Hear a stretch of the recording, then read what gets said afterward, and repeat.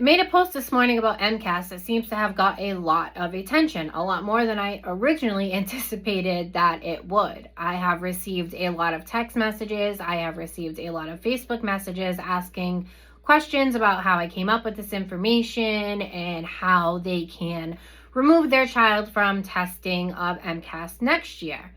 So I wanted to give you another episode today to discuss this MCAS testing. So we're going to cut right through the noise. As we know, the MCAS is happening all across Massachusetts right now, and parents are being told that this is very important and your child needs to try very hard on this test. So let's just be very clear about these facts.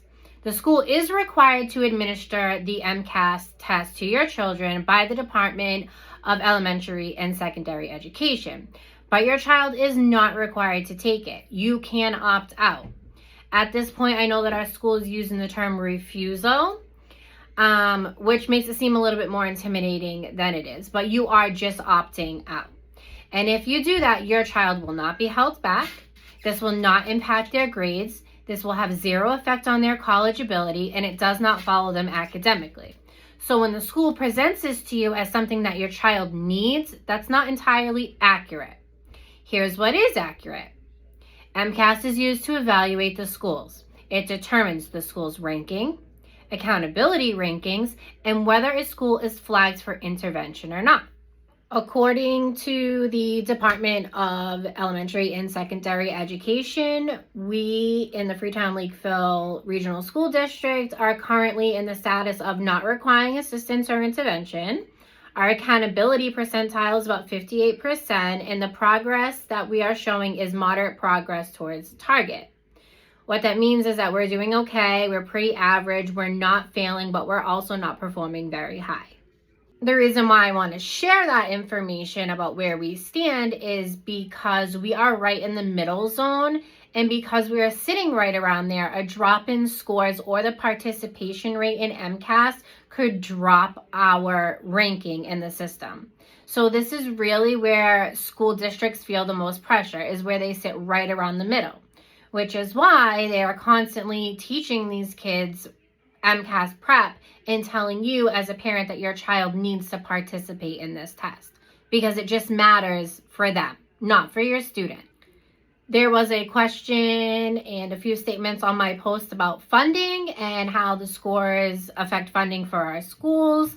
MCAS does not directly control funding, but it does have influences over it. Low-performing schools may receive additional state support and intervention programs, but they also may face staffing changes and program restructuring based on those scores as well. Even though MCAS is said to be about the students, it does heavily affect our staff. Teachers' evaluations could include the student growth data, and schools often adjust curriculum to match the MCAS so they can prep for those testings. And that's where they end up with a real pressure to perform on this test. So what I can tell you you should do if you are second guessing if you want your child to participate or not is to just weigh the cost, because the benefit of taking the MCAS for your child is minimum to basically nothing.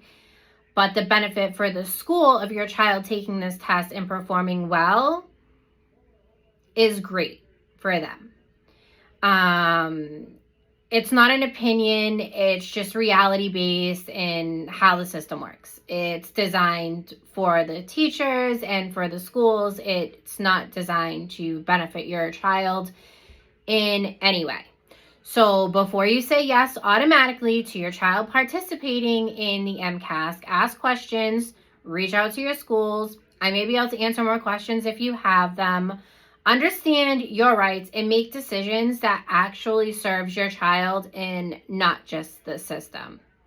Currently, what I did learn today is that if you didn't want your child to participate for this year, you do need to tell the principal in writing that you would like to have opt out.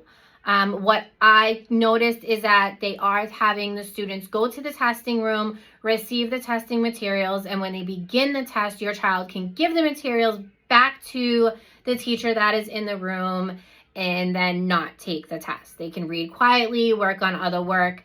I'm not sure if they remain in that room or if they move to another room. That's just what I heard from some other parents today about their children not participating in the MCAS testing. So make informed decisions, ask questions, know that there's no effect on your child if they do or they don't take it. It is completely up to you as a parent on what you want to do. So make the best choice moving forward for your child.